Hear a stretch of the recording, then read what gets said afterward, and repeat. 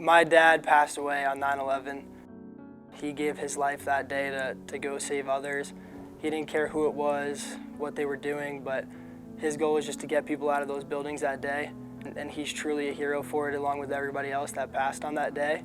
So I don't want anyone to ever forget about him or forget about that day.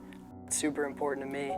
So when I think legacy, I think he was a hero, and I just want to make sure that I can carry that out and tell people and make sure people know how important he was to me. Tunnel to Towers Foundation started with a fireman who also lost their life on that day. His name is Steven Siller, and he actually just got off of his shift from work and was going to play a round of golf when the towers collapsed.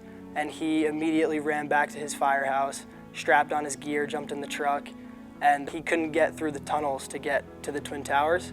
So he got out of his truck and sprinted through the tunnels with all of his gear strapped to his back, off of his shift, like he wasn't even working. He lost his life that day as well, saving people.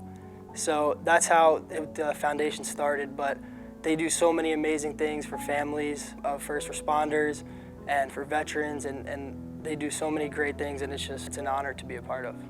Growing up, I played baseball with this buddy from back home, and it turns out his older brother works for Tunnel to Towers, and we still keep in touch. So he reached out and said, hey, would you be interested in kind of representing them and being a part of it?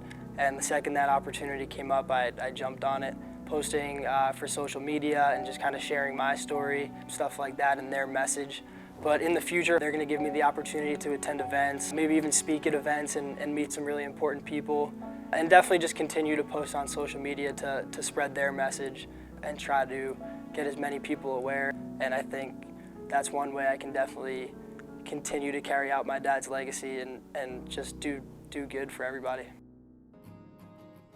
I think not knowing my dad has been really hard, just because of all the stories you hear and you're like, I really wish I knew that guy.